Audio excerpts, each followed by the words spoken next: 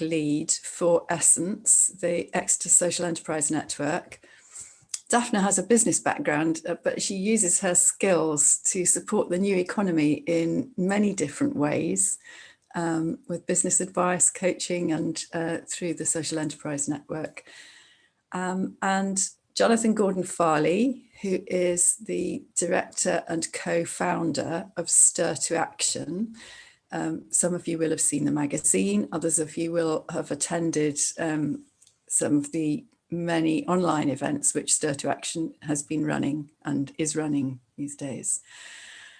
But they also have a number of other interesting initiatives, which I'm sure, Jonny, you will be telling us about, and a new premises in Devon near Tiverton. So welcome to you both, and I'll hand over first of all to Jonny to address our subject for today, which is about the plurality of governance, how important that is and how we can foster it. Jonny. Cool, thank you so much. Thank you. Thank you, Prosperity Devon, Roxy and Gill for the invite today.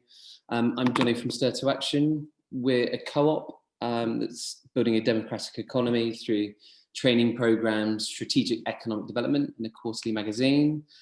And our work really focuses on the role of democratic ownership in creating the conditions to transform economic inequality, climate emergency, mental health crisis, and to be even more ambitious, our political culture. And over the last 10 years, we've been creating forums for new economic practitioners and policymakers through residential, regional and online learning experiences, festivals and conferences.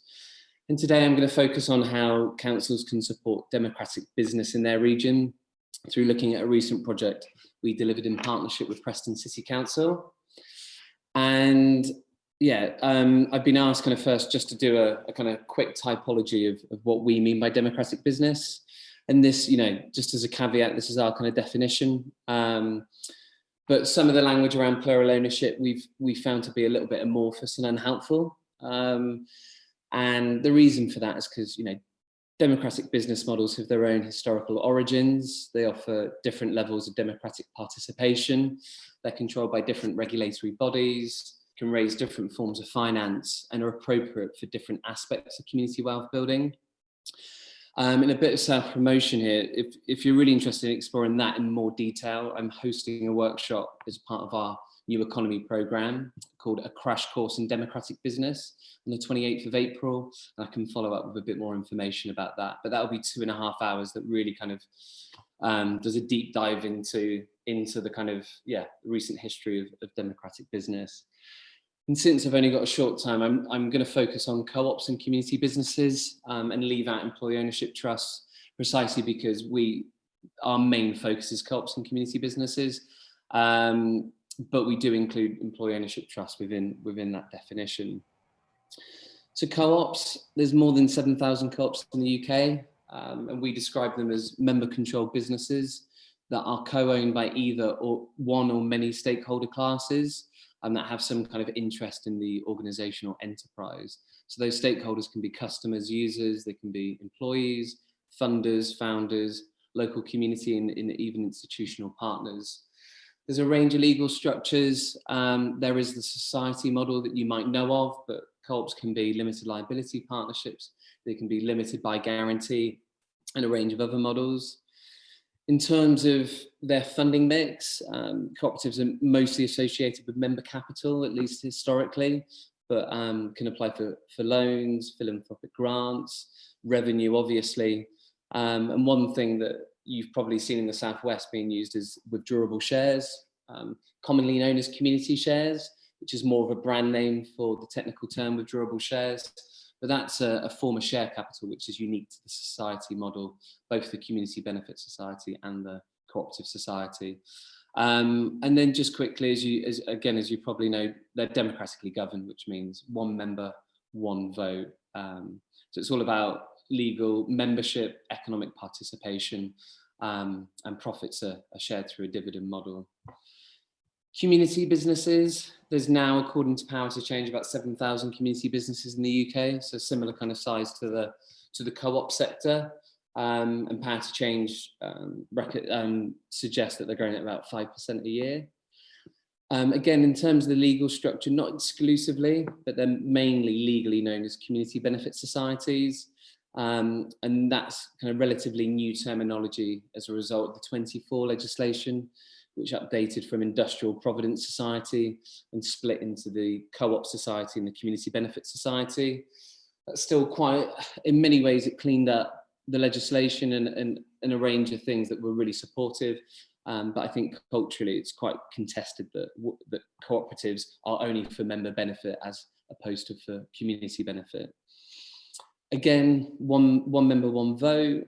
They trade entirely for community benefit. You might hear phrases like for external beneficiaries. And then the legal structure that you'll see for a lot of community-owned assets, such as football clubs, parks, leisure centres, music venues.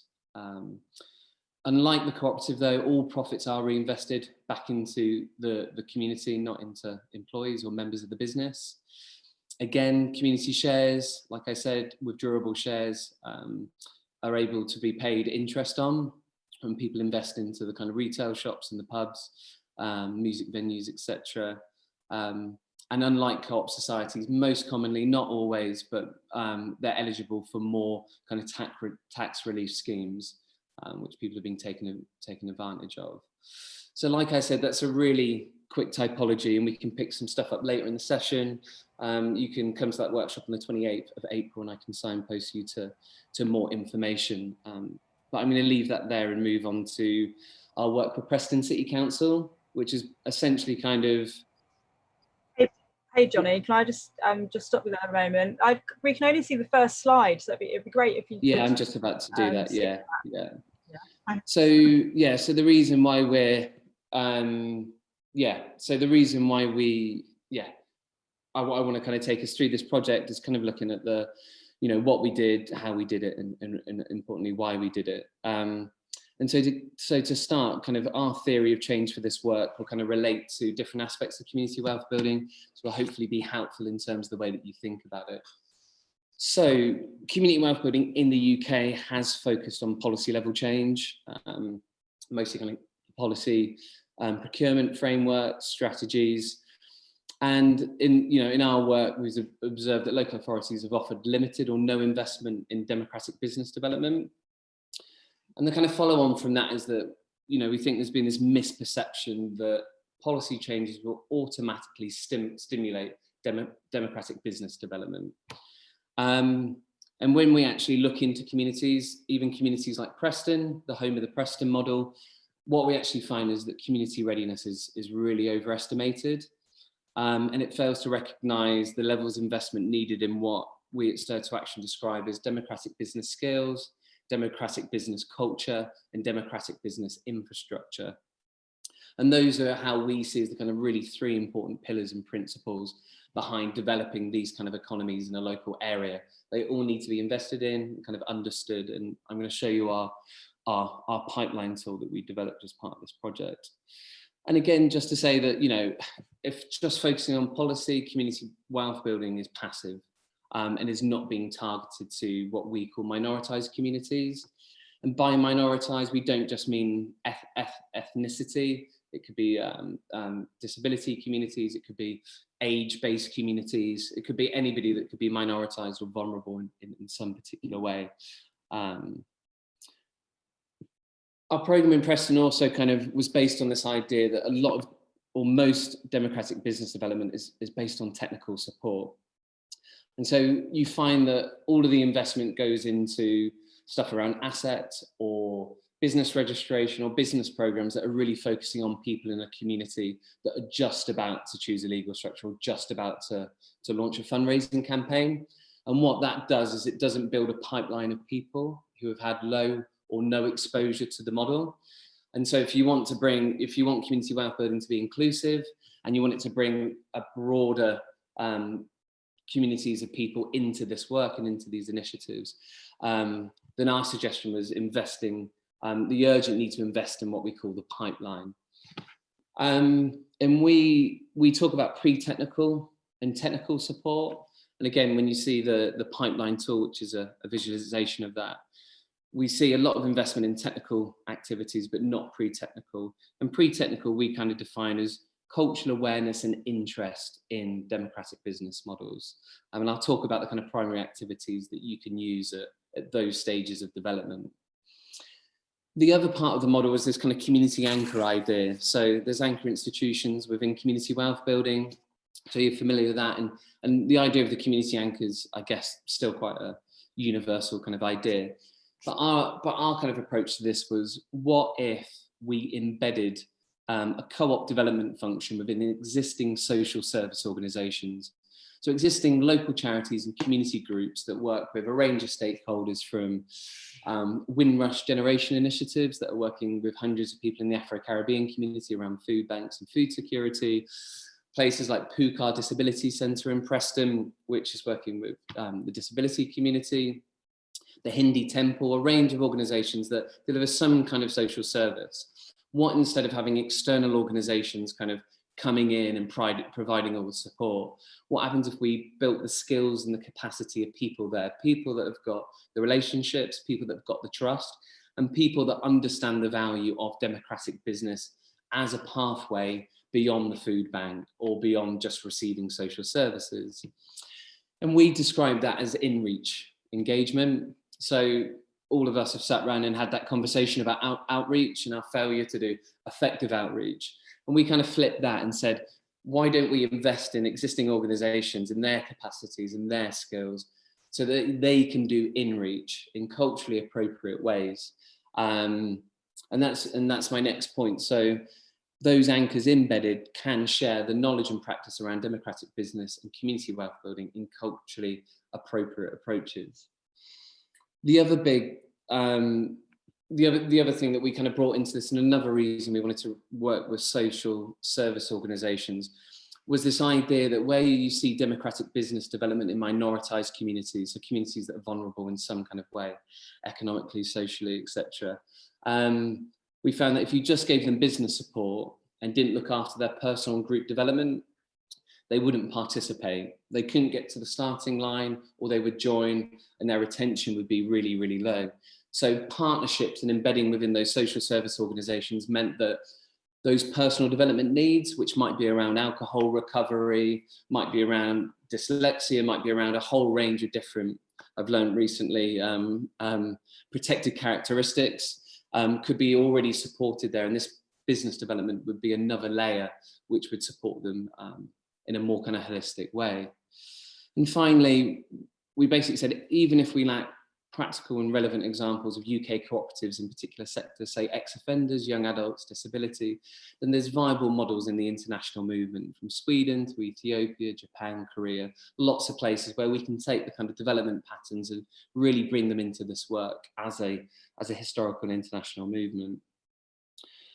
I'll just touch on this really quickly, just as a bit of a demonstration of where we were taking these groups of people from and why I'm talking about pipeline and pre-technical and this kind of first stage. So we use baseline surveys as a way of kind of figuring out what are the starting positions of these groups and how are they progressing. I've left out the mid-programme survey, but in this first one, 46% of our cohort said they had no knowledge at all of democratic business but were eager to learn, and 54% had a limited basic grasp. And just to actually qualify that, by basic grasp, we meant they might have a membership card for their local cooperative supermarket. So that was their kind of main interaction with the sector, which was, like it says, incredibly limited. By the end of the programme, we asked 6 questions, but I put the 3 most relevant here. So 91% said their understanding of co-ops was sufficient for me to advance into project work. 100% said they were interested in being part of a pilot project next year if there's funding to support my participation. And 90% had an idea for a cooperative project that they'd like advice on. So it was a really, really big jump from a kind of a group that just had that basic interest and could see the value in being part of the project. These are frontline organisations during a pandemic doing really important social service work, who are not meant to have the capacity to do this, but found the time and kind of made a really big jump from beginning to end. Again, this is just a few of the outcomes. I've condensed these, but we worked in partnership with the University of Lancashire to set up monthly meetups that were all about continuing that peer network, project updates, funding opportunities, and really kind of being part of the wider co-op sector in Preston. In the first co-production session, language justice, or first and second languages, came in as an accessibility issue. So in January, we commissioned 2 translation projects. One was translating a written resource into Urdu and Gujarati for the South Asian communities in Preston and Lancashire. And the other was subtitling a video called Cooperate into Urdu. And then pilots, after a successful bid during the programme itself to the co-op group, we've now got funding in actually our first co-production session tomorrow to launch 6 food buying co-ops. And in terms of the models, we're not doing the development work. The community anchors are the co-op developers, with a bit of technical support around food co-ops from some other partners. So, pipeline development tool, I think every conversation that we have with local authorities, from kind of town, district up to city and combined, is always there's such a range of different activities that you can deliver and you can support. And I think what we hear all the time is we don't know where to start. And so we developed this tool as a kind of way of staging development and offering a kind of suggestion for the different primary activities that can offer the kind of economic and social outcomes that you might be looking for. And the caveat is that this was designed specifically for the community anchors in Preston, and you can use it as a diagnostic tool. So you could look at it and say, we're doing those activities, those are some of our gaps. You could use it as a funding tool to say, hey, you know, we really want to do those activities, and you could start, you know, putting a budget against them and, you know, taking that to a funder, or taking it internally and saying, we really need this to support this work, because yeah, we're not investing as much at that stage. So this is essentially a tool where from the top, we kind of mapped out what we call kind of commitment on a bar from low to high. There's 5 stages here, which the first stage from left to right is awareness, second stage is interest, the third stage is decision, 4th stage is action, and the 5th stage is aftercare. And along the bottom, you can just about see pre-technical, with a line going down the middle, and technical. And we've done a kind of audience size bubble there, just to show that, you know, when you're doing engagement work around pipeline, at the beginning, you're probably talking to thousands of people, and that pipeline will go down and down as, you know, as the funnel narrows and people are getting more technical support. But this will be different in every place. But imagine if this was blank and we had some kind of really good software tool, and there was a bunch of post-it notes on the side with maybe 20, 30 activities that you could possibly do to support democratic business development, from doing baseline surveys like I just showed, email marketing, resource translation. And again, that could be that could be for dyslexia as opposed to languages. There's a whole range of doing that. Taster sessions, primer resources. And then you can see up in kind of decision and actions, you're moving more towards business registration support, maybe seed investment. You're looking at doing some pilots. And the reason we pulled this together was, I think we sit down with council and they're like, we've got assets. What do we do with our assets? And I'm like, okay, if you announce that you have 4 assets available to your community tomorrow, are they ready? Do they have the skills and capacities to meaningfully and effectively use those assets and have them 20, 30, 40 years down the line? Maybe, but maybe not, depending on the area that you live in.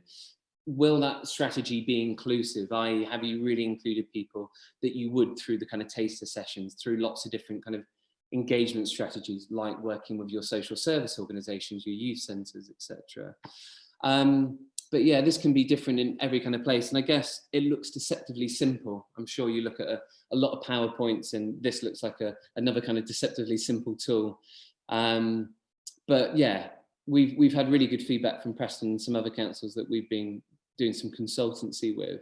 And I think this would just gives you an opportunity to kind of push some stuff into the horizon, some stuff that you might want to do tomorrow, but might work in 18 months' time far more effectively than now. And it allows you to look at what you have in place and what partnerships, both local, regional and national, can bring to the table, such as there may be feasibility grants available on a national basis that you can bring into your community that you don't need to provide the funding for. And the same with business registration and a few of the other activities. So just a few reflections, and again, this is condensed from a report that we published, which I can put in any follow-up email. Policy changes are passive, and they'll not be exploited if they're not supported by democratic business programs, which have a good representation from each of those stages. Democratic business development is successful when local authorities see the value and understand the importance of investing in awareness and interest and not just technical support. And finally, while local authorities should continue to change procurement strategies and public sector behaviour, it's vital that they work in partnership with organisations that can offer democratic business experience. So yeah, that's me. I'll finish there. That's brilliant, Jonny, and we're getting questions coming in already, so that's great. But for the moment, it's time to hand over to Daphne. If you would like to tell us about your area of work in this field, that would be great. Thank you. Great. Well, hi, everybody. Nice to see you all. Thank you, Jonny. That was very insightful. I am pleased to be representing Essence today. And I will just also share my screen. So if you bear with me.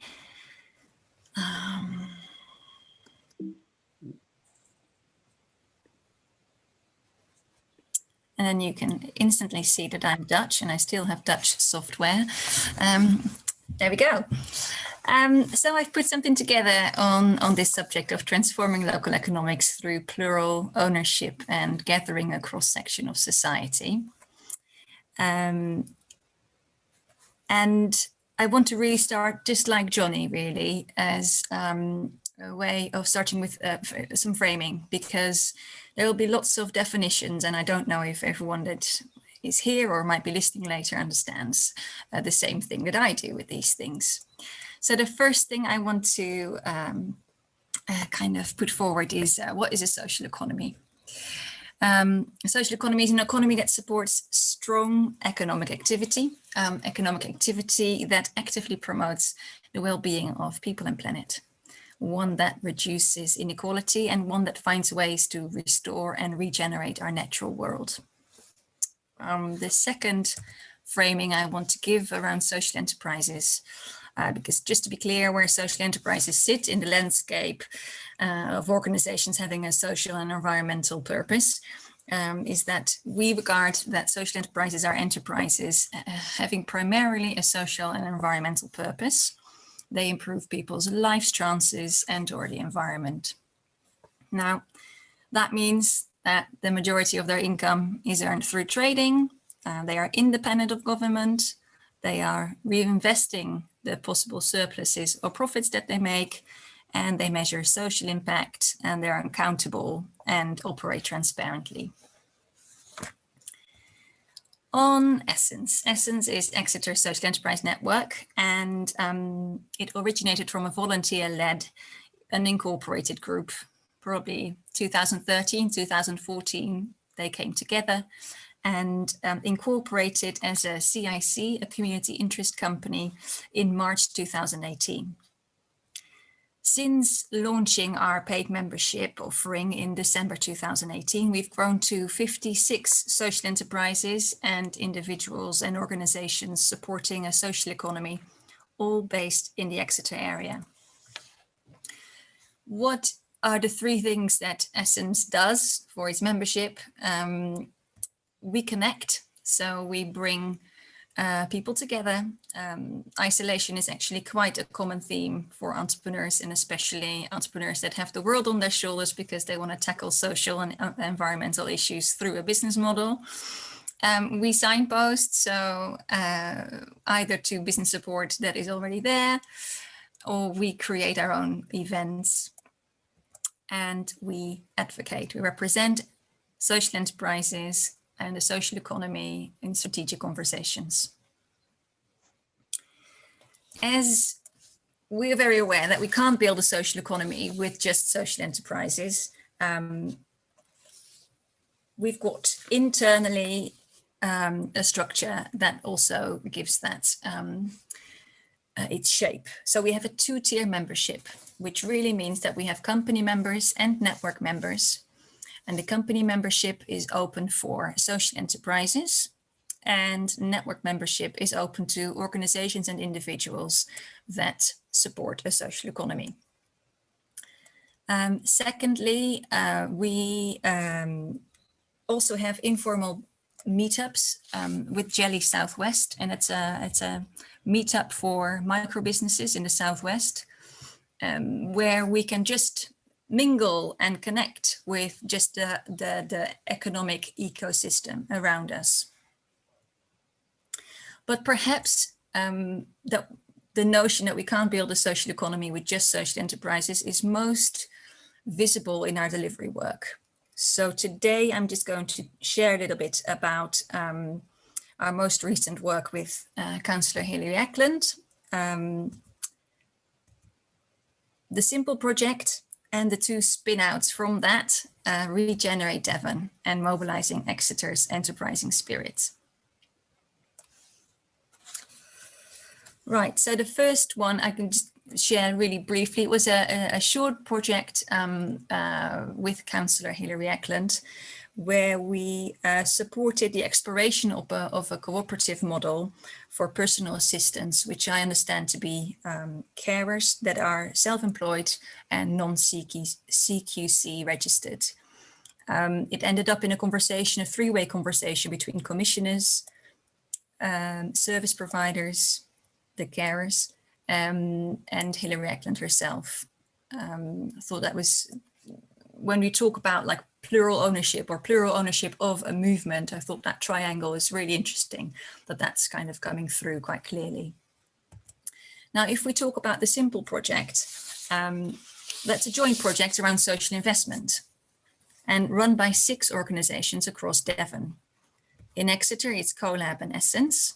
In Torbay, it's TCDT and Local Spark. And in Plymouth, it's POP and PSEM. This project started in 2018, and it was originally focused on creating a healthy market for social investment. However, we quickly learned that the formal and informal networks that connect social economic actors create the conditions for connection, collaboration, and innovations to emerge. And ultimately, this creates the conditions for social investment. And this system-based approach to catalyzing the development of a robust and resilient social economy was the focus of the second year of funding. So what this looked like on the ground. The second year of funding gave us the 3 social enterprise networks that you just saw. I'll just go back. So just to point out, Essence, Local Spark Torbay, and Plymouth Social Enterprise Network. Those are the 3 social enterprise networks as part of this partnership. The others are the more traditional VCSE organizations, the infrastructure organizations, although they all have their own flavor and all have innovated in that space. Let me go here. So the second year of activity really from the 3 networks came together in a 3-day virtual summit in July 2020, Regenerate Devon. And I think most of you have been there. I see many familiar faces at least. But for those of you who weren't there, this marathon event saw over 600 gathered to discuss how to create a more social economy. There was visioning of what a more resilient economy in Devon would look like. There were five themes with best practices from across the county that were showcased. And on the 3rd day, we went into meaningful action. And from this summit, several strands of work emerged, such as obviously the community wealth building became much more apparent. We connected people around that. We were enhancing, we saw that social value in procurement became more of a topic in our conversations, and a spin out group is now developing a Devon donut. also, and I think, yeah, Joseph, you all know, an informal network of local government officers and members were formed, and they've been meeting a couple of times since. So currently, the 3 social enterprise networks are planning together with this informal network of local government people, Regenerate 2.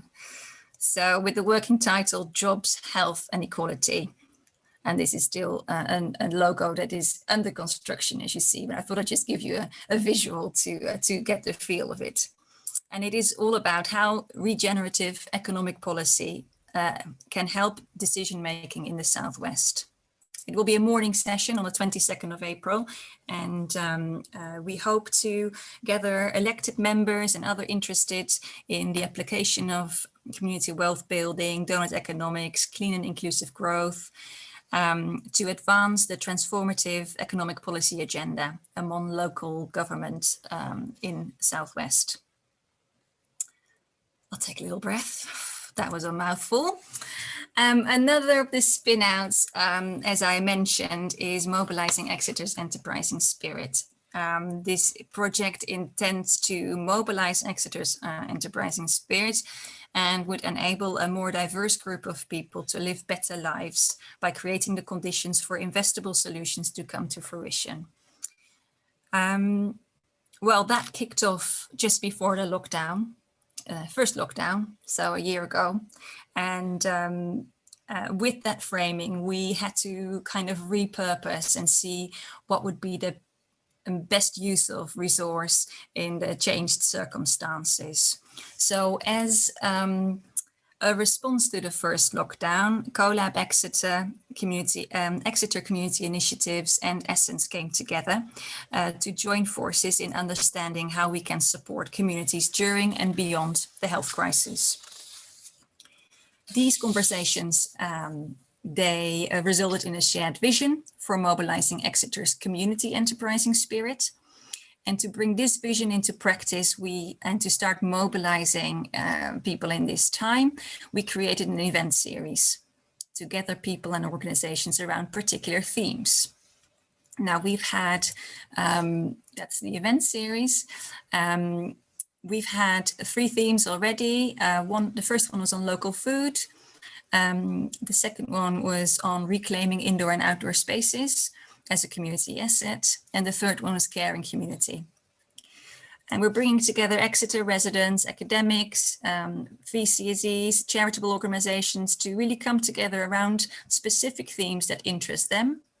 And what we have already seen emerged from this series is an alliance around Exeter modern marketplaces and neighbourhood markets, as markets are a key ingredient to revitalising places.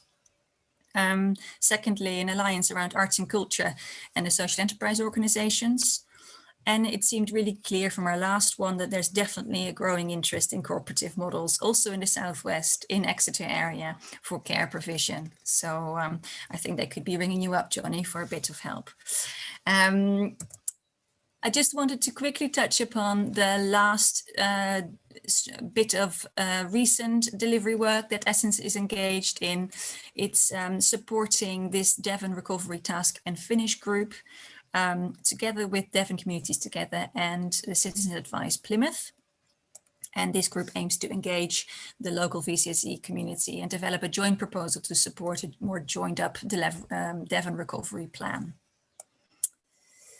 And lastly, I wanted to conclude with opportunities for plural ownership. So how can we build a social economy together? I am happy to see that local authorities are already embracing progressive economic policy. And I will be sharing with you a paper called No Health, No Economy. And Iridescent Ideas from Plymouth wrote that. And it really incorporates the learning nationally, nationwide from COVID. And actually that if you talk about progressive economic policy, you need to incorporate health and public health and economy need to go together. And secondly, just wanting to point at the probably well known to you all, of course, the enterprise and resource section of the Devon Carbon Plan. economy and resources section, sorry. I guess the other opportunities for plural ownership are in starting and joining in conversations. So I just mentioned already this 22nd of April event for policymakers. I would really urge people, elected members, to initiate triangle conversations that we've seen arise in the around care with Devon County Council. And if you are interested in this, contact me, because we are really keen to create a social department store where charities, local social businesses and social enterprises share and co-own a building in somewhere in Exeter.